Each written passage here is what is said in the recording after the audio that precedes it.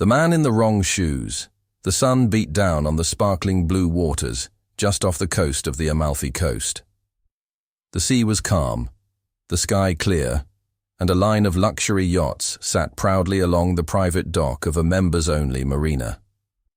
It was a place meant for the elite, the powerful, and the famous, or at least those who wore their fame like a crown.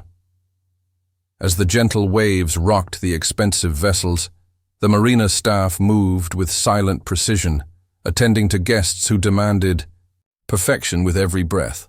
Servers in white carried trays of champagne. Music floated lightly through the air. Gold-accented sunglasses, linen shirts, and designer sandals filled the deck of one particular yacht, the Bellissima, a $40 million beauty owned by an oil heiress from Texas. It was her birthday, and her guests included celebrities, sauce, and politicians from around the world. And then, out of place like a missing puzzle piece, came a man in worn jeans and a simple black shirt. His shoes were scuffed, his beard slightly unkempt. No bodyguards, no entourage, just a quiet presence and a polite smile. It was Keanu Reeves. Except nobody noticed. In fact, the few who did thought he was a worker, someone helping with the anchor or delivering something. He nodded kindly to a server and asked if this was the Bellissima. The server hesitated, eyeing his shoes. Then, with a half-forced smile, pointed him toward the gangplank. Keanu stepped on board gently, holding a small gift bag in his hand. Nothing flashy. No brand logo. Just a humble, folded paper with golden ribbon.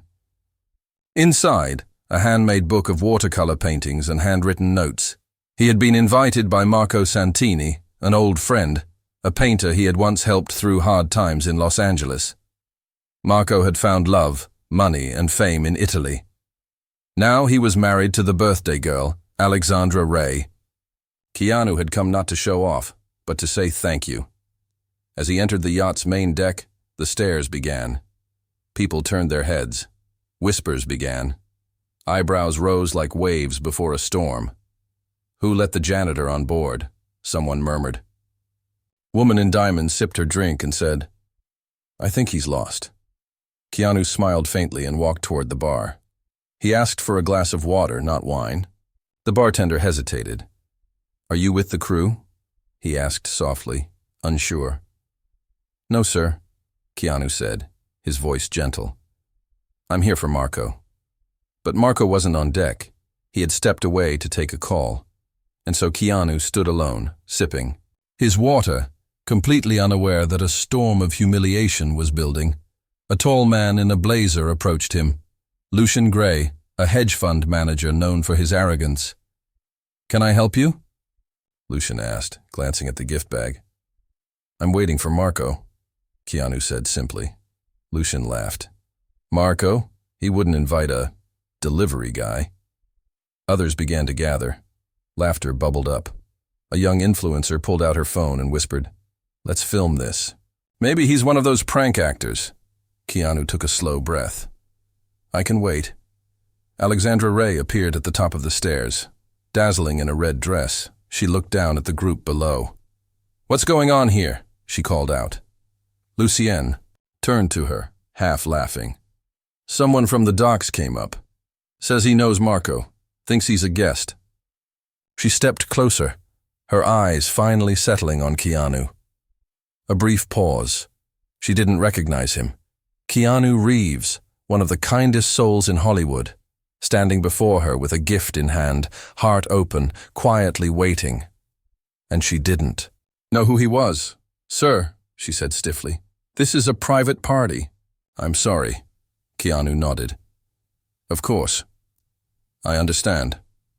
He turned around, his gift still in hand, and walked slowly toward the exit. But something in his steps, something in the way he paused for a second at the edge of the yacht, caught the attention of one person. An older man sitting in a wheelchair by the window. Marco's grandfather, Giuseppe. He squinted through his glasses, leaned forward and whispered, "That's Keanu. Keanu Reeves." His voice was low, raspy, but filled with emotion. Alexandra looked at him, confused. "No," she said. Giuseppe struggled to rise. Yes, I remember him. He gave Marco a room when he had nothing, painted with him, shared food with him. Keanu saved him. Just then, Marco came rushing in from below deck. "Where's Keanu?" he asked, looking around. Lucien pointed lazily. "He just left. Some guy with a scruffy beard." Marco's face turned pale. "What?" He ran toward the edge of the yacht and saw Keanu already stepping off onto the dock. He called out, "Keanu, wait!" But Keanu didn't stop. He walked calmly, as if nothing had happened. Marco turned to Alexandra and the others. "What have you done?" he said, his voice shaking. "He came for you," Alexandra said. "But he didn't look." Marco cut her off. "He is the reason I have this life, and you humiliated him." A heavy silence fell over the crowd. Someone lowered their phone. The laughter stopped. Giuseppe nodded slowly and said, "You judged a man by his shoes, and you just lost a king." Marco grabbed the gift bag from the floor. He opened it and pulled out the small book. Inside, delicate watercolor sketches. Their old apartment in LA, the alley they painted together, the sunset over the beach where they shared stories. On the final page, a simple message. To Marco, for always believing in color, even in darkness. Your friend, always, Keanu. A tear rolled down Marco's cheek. He whispered, "I have to find him." And he ran. He ran down the dock, past stunned guests and confused servers, until he saw Keanu sitting quietly on a bench near the water, watching the waves. Keanu didn't turn as Marco approached. "I didn't come to be celebrated," Keanu said softly. "Just wanted to give you something." Marco sat beside him, breathless. "They didn't know," he said. "But I should have been there. I'm sorry." Keanu smiled. "It's okay. People forget what matters sometimes." Marco looked down at the sketchbook. "You remembered." Keanu stood and placed a hand on his friend's shoulder. "This world moves fast," he said. "Just promise me one thing." "Anything," Marco whispered. "Don't let your heart move too fast to see who's standing still beside you." Marco nodded. And for a moment, the noise of the yacht behind them disappeared. Only the sound of the sea remained. They stood, in silence, old friends beneath the Italian sun, the truth between them more powerful than any party, any yacht, or any title. But back on the Bellissima, things were only beginning to unravel, because Alexandra's phone buzzed, a news alert, and suddenly, everyone aboard realized who the man in the wrong shoes really was. And the internet?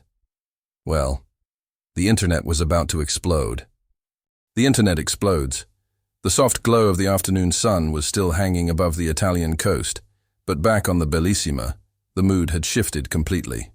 Laughter had vanished. Conversations became whispers. Guests glanced at their phones, with growing unease. What was supposed to be a flawless, glamorous party had turned into something they couldn't quite name, a moment of truth they weren't prepared for. Alexandra Ray stood frozen, still holding her phone. Her screen displayed a notification from a celebrity blog. Keanu Reeves seen leaving Luxury Yacht alone, unrecognized and unwelcomed. Beneath it, blurry but unmistakable photos were already circulating. Someone on the yacht, likely, one of the influencers, had filmed the entire scene without realizing who they were mocking. And now the whole world was watching. Lucien Gray's face drained of color. "Wait. Are you saying that really was Keanu Reeves?" The influencer girl who had filmed it looked panicked. "Oh no, I posted the clip already. It's gone viral." "It's everywhere," someone else muttered. "I called him a dock worker." A quiet ripple of guilt spread across the crowd. Giuseppe shook his head slowly. "You didn't just mistake a man. You mistreated a soul." Alexandra bit her lip, unsure what to do. Her birthday had turned into a public scandal in less than 15 minutes. She didn't know what was worse, that she hadn't recognized Keanu, or that even when she thought he was just a regular man, she treated him like he didn't belong. Meanwhile, Marco and Keanu sat on the bench down by the sea. The wind played gently with their hair. Keanu still hadn't mentioned what had happened on the yacht. He wasn't angry. He wasn't bitter. Just quiet. "They're talking," Marco said, glancing at his phone. "I think they know now." Keanu nodded, still watching the waves. "Do you want to go back?" Marco asked. Keanu gave a small smile. "Why would I go where I wasn't wanted?" "But you were wanted," Marco insisted. "By me, by Giuseppe. They didn't know. But they're not bad people. Just blind sometimes." Keanu took a deep breath. "Marco, fame is a mirror. It doesn't show who you are. It shows what people expect you to be." Marco fell silent. They sat there together for a while, until a soft voice broke the quiet. "Mr. Reeves." They turned. Alexandra stood a few feet away, barefoot, heels in her hand. Her dress swayed in the wind. Her face wasn't proud anymore. It was apologetic. "I'm sorry," she said gently. "I judged you. I didn't mean to, but I did." Keanu looked up at her with calm eyes. He didn't say anything. Alexandra stepped closer. "I should have welcomed you, with or without knowing your name. You brought a gift. You came with kindness, and I made you feel small." Her voice cracked, slightly. "I just wanted the perfect party, but I see now. Perfection isn't about gold and lights." Keanu finally spoke. "It's about how you treat those who bring nothing, but still come with love." She nodded slowly, tears forming. "Can I show everyone the book?" she asked. Keanu looked at Marco. Marco whispered, "It's your art, your memories." Keanu nodded. "Yes." They walked back together, not to applause, not to cheers, but to silent stares, filled with regret. As they stepped back onto the yacht, Alexandra turned to her guests. "I want to say something," she said. Everyone turned to her. "Today, I failed," she admitted. "I failed to see a human being standing in front of me. I saw clothes. I saw shoes. I didn't see the heart. But now I know better." She lifted the sketchbook Keanu had given Marco. "This book is a story of friendship, of kindness, of art. Keanu Reeves made it. He didn't come here for photos or fame. He came with love, and we made him feel like nothing." People looked down. No one dared speak. Lucien stepped forward. "I owe you an apology, too," he said quietly. "I thought you were crew. I was arrogant." Keanu didn't reply with anger, just a quiet nod. Then someone else stepped forward, and another. Hands reached out to shake his. Words of remorse filled the air. But Keanu didn't seek any of it. He turned to Alexandra. "If you truly want to make this right," he said, "then let's use today, not to shame, but to change," she asked. "How?" Keanu glanced at Marco. "There are children in Sicily, artists, dreamers, who never get a chance to be seen. Maybe your yacht, your wealth, this party. Maybe it can do something more." Alexandra smiled softly. "Then let's turn this around." The next hour changed everything. Tables were cleared. The champagne was packed away. Instead, Marco set up his easel on the deck. Keanu sat beside him, handing out sketch paper. Guests who had arrived in silk gowns and expensive watches began painting with simple crayons and pencils. They laughed, not the kind of laughter that hides judgment, but the kind that lets walls fall. Keanu knelt beside a shy boy who had come with one of the staff. He handed him a pencil. "Draw anything," Keanu said. "Your world matters." The boy looked up at him, eyes wide. "Really?" Keanu nodded. "Yes." Later, when the sun began to set, Alexandra announced that all paintings would be auctioned, not for glory, but to fund scholarships for young artists across Italy. And in that moment, what started as humiliation became transformation back. Online, The clip had reached over 10 million views in less than a day. But the ending was different than people expected. One user wrote, "At first I was angry, but the way he forgave them made me cry." Another said, "This is the kind of story we need in this world, not canceling but healing." And a third wrote, "Keanu Reeves just taught us what grace looks like." But it wasn't over yet, because one man on the yacht still hadn't said a word. Lucian Gray had vanished into the lower deck, his pride bruised. His empire had always been built on power and show. And yet one man in worn shoes had shaken it all. And soon, Lucien would have to face something deeper than shame. The one who couldn't face the mirror, the sun was beginning to set over the Mediterranean, and the once flashy party yacht had changed its rhythm. Instead of loud music and champagne showers, soft laughter and genuine conversations filled the space. Guests who were once competing for attention now sat cross-legged on the deck, sharing art, sketches, and simple thoughts. For the first time that day, the air felt real. Keanu Reeves moved quietly among them, offering kind words, helping children mix colors, listening to stories. No cameras followed him, no security surrounded him. And yet, he was the center of a new kind of attention, one that came not from stardom but from something more rare: respect. Still, not everyone was at peace. Lucien Gray stood alone in the lower cabin. The room was dark except for the glow of his phone screen. Dozens of messages poured in, articles, mentions, posts, all centered around the same story: him and Keanu, and the humiliation that had played out in front of the world.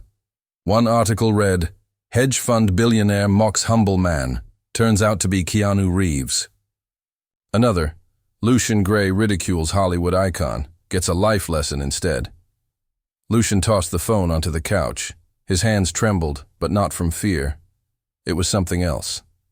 He looked into a mirror on the wall, and for the first time, he didn't like what he saw.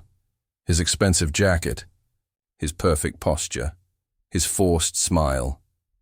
It all felt empty now. "Who are you?" he whispered to his reflection.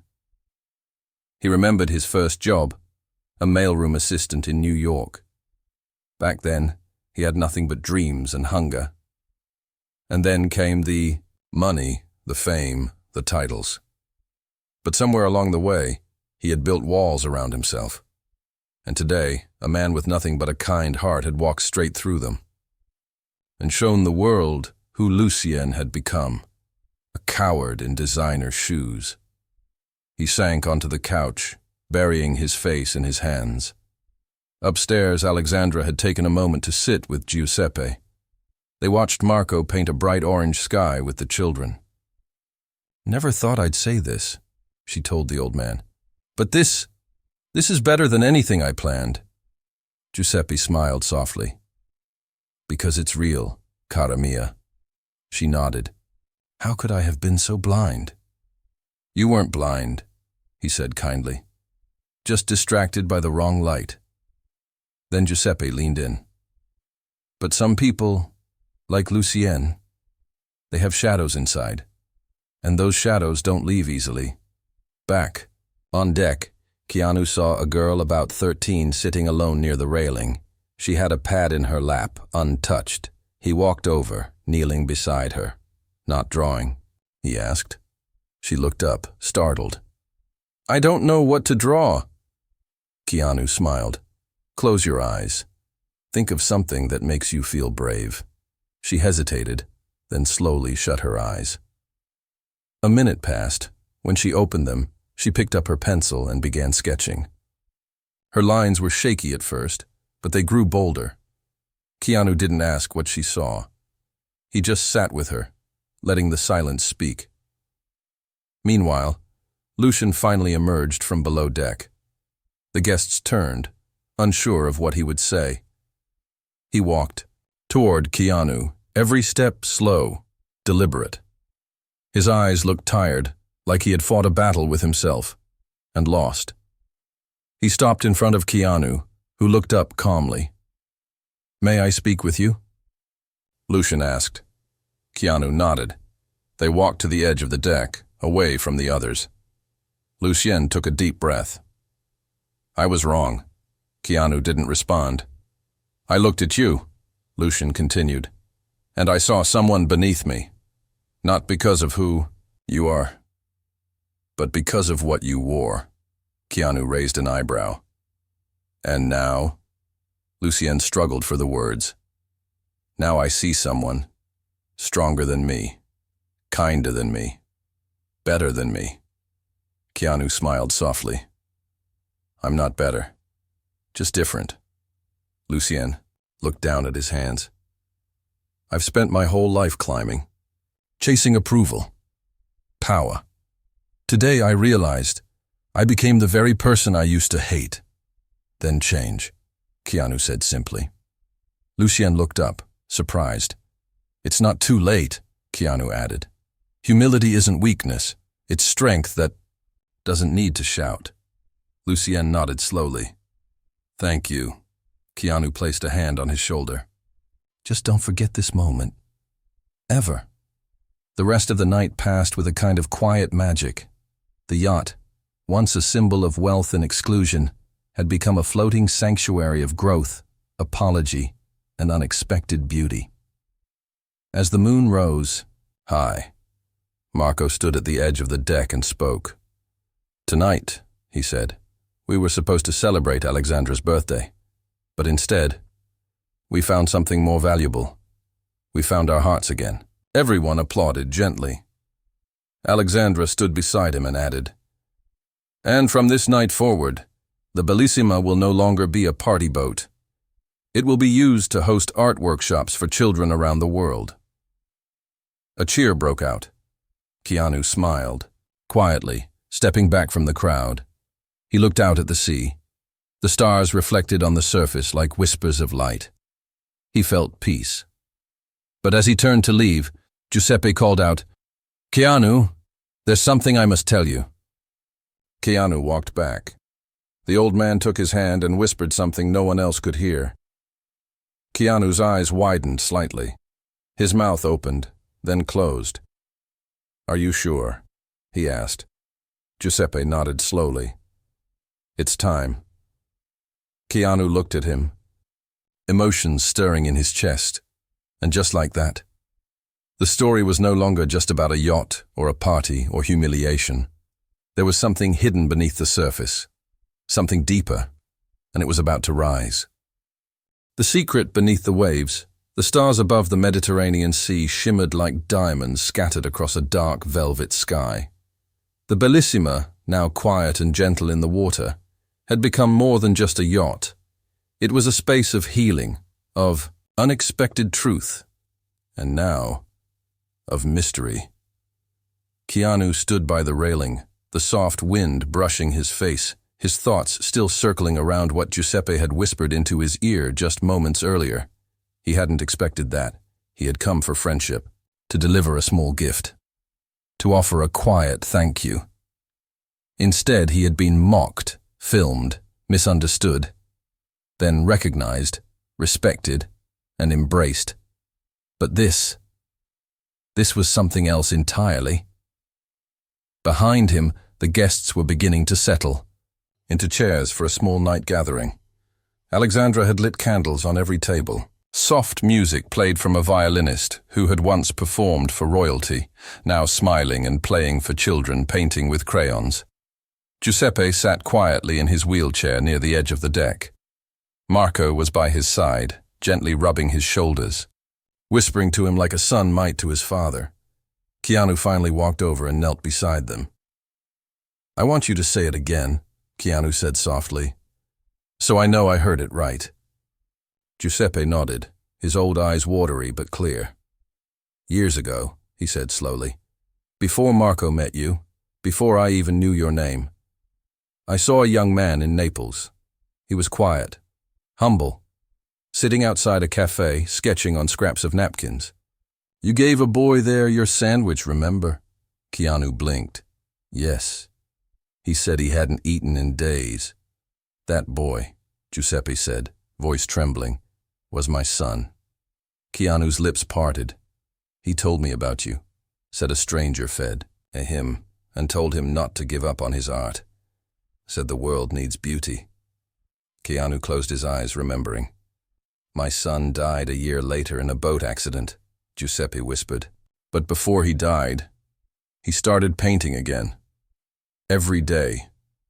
And he left behind dozens of drawings. Some of them are the reason Marco became an artist. They inspired him. They saved him. Marco nodded silently, his hand on his grandfather's shoulder. Giuseppe smiled weakly. So you see, Keanu, you didn't just help Marco. You helped me, and you brought my son back to life in a way. Keanu's eyes filled with tears he didn't try to hide. I didn't know, he said. You couldn't have, Giuseppe replied. You were just being you. They sat there in silence, 3 generations connected by one simple act of kindness. Behind them, the violinist finished her song. Alexandra stood and tapped her glass lightly. Before this beautiful night ends, she said, I want to honor one more truth. Earlier today, many of us judged a man based on how he looked. We laughed. We assumed. We failed. And yet, he gave us forgiveness. He gave us grace. And he gave us a gift far more valuable than anything on this yacht. She held up the watercolor book. Keanu, would you speak? Everyone turned, eyes hopeful, apologetic, admiring. Keanu stood slowly and walked to the front. He didn't climb up on a platform. He didn't raise his voice. He just stood, simple, grounded, and real. I'm not here to be a lesson, he began. I'm just a man who tries to live with kindness. That's it. He paused. But what happened today reminded me that sometimes we forget how powerful our smallest choices are. How we greet a stranger. How we respond to someone who looks lost. How we treat someone who brings nothing but themselves. He looked around. Humiliation doesn't always come from shouting. Sometimes it's silence. A look. A wall. I've felt it before. In rooms. On sets. Even at home. The guests listened, still and quiet. But I've also learned, he continued, that forgiveness is louder than shame. And love is braver than pride. People began to tear up. Even Lucien Gray, who had spent most of the night standing apart, found himself wiping his eyes. Keanu looked down for a moment, then added gently, I didn't come here to be the star. I just came to say thank you. And tonight, I leave with more than I gave. Soft applause followed. Not wild, not loud, but heartfelt. The violinist began playing again. Lights dimmed, and a gentle warmth settled over everyone. But before the moment could pass completely, something strange happened. A small speedboat approached the yacht. It was late, too late for visitors. Alexandra stepped forward, concerned. A security man approached the dock. A woman stepped off the boat, holding something wrapped in cloth. I'm looking for Mr. Reeves, she said, her voice sharp but respectful. Keanu walked over, puzzled. I was told to give this to you, she said. Your name is written inside. She handed over the cloth. Keanu slowly unwrapped it. Inside was a painting, a child's painting, a sunset over Naples.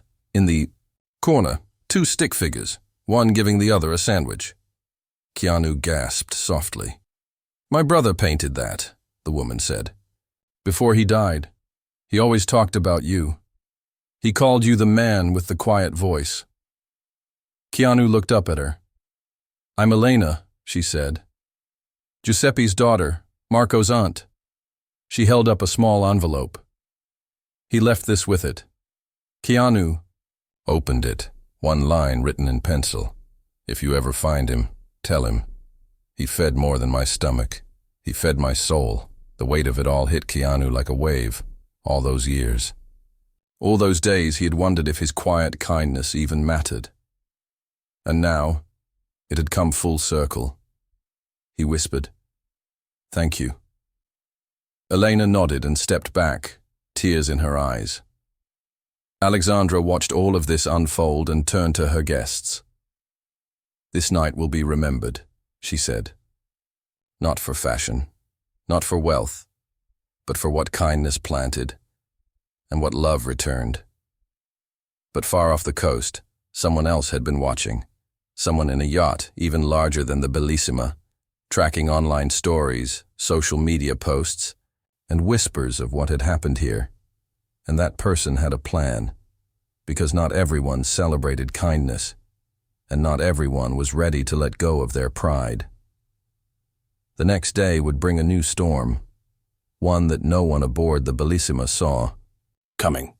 The man with a grudge the next morning arrived quietly, with golden sunlight gliding across the calm waters of the Mediterranean. The Bellissima floated peacefully, surrounded by seabirds and soft waves.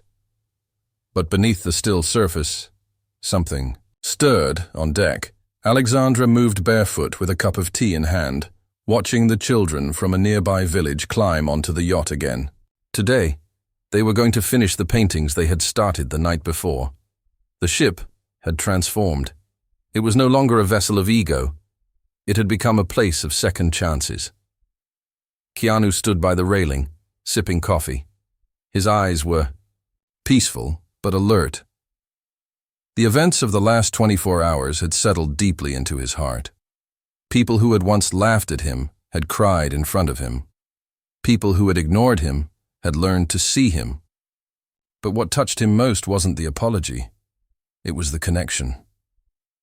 He turned to see Marco sketching near the edge with a child sitting on his lap. Giuseppe, wrapped in a blanket, smiled at the scene. Even Lucien Gray had changed. He now wore no jacket, no gold watch. He had spent the morning helping clean up after breakfast, but just as things felt steady again, a shadow appeared on the horizon. A massive white yacht, even grander than the Bellissima, was approaching. It was called the Argentum, sleek, bold, with chrome panels that reflected the sunlight. It wasn't just a yacht. It was a message. People began to gather near the bow, watching as the vessel drew closer. Alexandra narrowed her eyes. "I know that boat," she whispered. "It belongs to Grayson Belmont." Marco turned. "The tech tycoon?" "Yes," she replied. "And he hates being upstaged." Keanu watched in silence. He had met Grayson once, years ago, during a charity event in Los Angeles. The man had dismissed Keanu for wearing a plain suit. He was known for hosting flashy events, paying millions for attention, and using people as stepping stones. As the Argentum pulled up beside them, loud pop music began to blast from its speakers. Drones flew up around it, recording. A man in an all-white suit stepped forward, Grayson himself, grinning wide behind mirrored sunglasses. "Well, well, well," Grayson called out, his voice echoing across the water. "If it isn't the hero of the week." Guests on the Bellissima exchanged looks. Grayson waved casually. "Heard you had a little drama yesterday, Keanu. Went viral. Not bad." Keanu said nothing. Grayson leaned on the railing of his yacht. "I figured I'd drop by. Maybe remind folks who really makes waves out here." The tone was mocking. Shallow, performative, Lucien stepped forward. "We're not in the mood for games, Grayson." Grayson smirked. "You mean now that you've joined the humble club?" He laughed. "Don't worry. Happens to the best of us." He snapped his fingers, and suddenly a jet ski zipped out from the side of the Argentum. On it was a model in a gold dress, holding a tray with a bottle of rare champagne. "A gift," Grayson called. "Peace offering." "Come on. Let's not pretend this isn't all just show business." Keanu stepped forward slowly. "It's not," he said, his voice calm but firm. "Not everything is a show." Grayson raised his brows. "Come on, man. We both know how this works. Stories, trends, clicks. You just had your moment. I figured I'd borrow some of the spotlight." Keanu shook his head. "You don't get it." Grayson grinned. "No, I get it just fine. You turned a mistake into a redemption arc. Classic. Move. Now let's turn it into a brand. The guests on the Bellissima began to feel uncomfortable. Keanu looked at Grayson, eyes steady. Do you think kindness is a strategy? Grayson shrugged. Everything's a strategy. Keanu took a breath. That's the difference between us. Grayson laughed. Maybe. But guess what? Your little moment? It's already yesterday's news. And when the cameras are off, people go back to who they really are. He leaned forward. I've been watching you, Keanu, all these years. Your little monk act. But deep down, you're just like us, wanting to be seen, wanting to be loved. Keanu didn't flinch. I don't need to be seen, he said softly. I just don't want to disappear from myself. Grayson blinked, momentarily caught off guard. Keanu stepped closer to the edge of the yacht. You think this story was about me being humiliated? He asked. Grayson scoffed. Wasn't it? Keanu smiled. No, it was about how people can change, how we can forgive, and how a mistake can become a gift, if we let it. Grayson said nothing. Keanu gestured behind him. Yesterday, this boat was a stage. Today it's a classroom, and tomorrow it'll be a lighthouse. A hush fell over both yachts. You can keep your lights, Keanu said. I'll keep my fire. Marco stepped beside him, holding up a canvas. The children had painted a picture of the bellissima surrounded by stars, with the words, "We see you," written across the sky. Grayson looked away. Then Alexandra walked to the edge and said, You're welcome to join us, Grayson. Not for champagne, for change. For the first time, Grayson didn't have a comeback. His smirk faded. His jaw tightened. He turned to his crew and said, Pull back. The Argentum slowly drifted away. As it disappeared into the horizon, the guests on the Bellissima felt a strange mixture of relief and pride. Not because they had won, but because they had chosen something better. Keanu turned to Lucien and said, The loudest voice isn't always the strongest. Lucien nodded. Sometimes. It's the quiet ones who carry the weight. That night, they lit lanterns and set them afloat on the water, each carrying a message of hope, apology, or gratitude. Keanu wrote one word on his truth as it drifted. Out into the sea, Giuseppe whispered to Marco. You know what I see when I look at him? What? Marco asked. A man who refuses to wear armor because his heart is stronger than steel. But the story wasn't finished yet, because the next morning, a letter arrived for Keanu. No return address. No signature. Inside was a photograph. It was taken years ago in a narrow alleyway in Naples. Keanu sat on a bench with a young boy beside him, the same boy he had given the sandwich to, but someone else was in the photo, someone hiding in the shadows. And now, that person had returned. The shadow in the photograph. The morning sun crept slowly over the quiet marina. A soft mist hovered above the sea, wrapping the Bellissima in a gentle hush. After the storm of pride, the rush of change, and the ripple of truth that had flowed through everyone aboard, it seemed as though the story had finally found its calm. But the letter in Keanu's hands said otherwise. He stood at the edge of the deck, holding the photo that had arrived just moments ago. The edges were old and curled, the ink slightly faded. But the image was clear. Him, years ago, sitting with a young boy in Naples. The sandwich, the sketchbook, the hope, and behind them, in the corner, nearly hidden in the shadows, was a man watching. He was tall, thin, with sharp eyes, and a stare that pierced the photograph like a warning. Keanu turned the photo over. Written on the back in thin, careful handwriting were 5 words. I never forgot your face. No name, no threat, just a statement, quiet and heavy. Alexandra stepped up beside him. What is it? He showed her. She took a breath. Who is that? Keanu shook his head slowly. I don't know, but I remember the day. The boy had just told me he'd run away from a man who forced him to steal in exchange for food. Said he wanted to be free, to be an artist. Alexandra looked at the photograph again. Do you think the man watching is that person? Maybe, Keanu said quietly. Or maybe someone else. But whoever sent this didn't want to be forgotten. Down below, children laughed as they finished their final sketches. Marco packed paints into boxes. Giuseppe sat in the morning light, eyes closed, face lifted to the breeze. But Keanu's piece had shifted. By noon, another delivery came. This time, it was a package. Inside, a simple leather-bound journal with no title. Keanu opened it. Page after page was filled with drawings, some crude, others beautiful, of young boys in alleys, by train tracks, near garbage bins.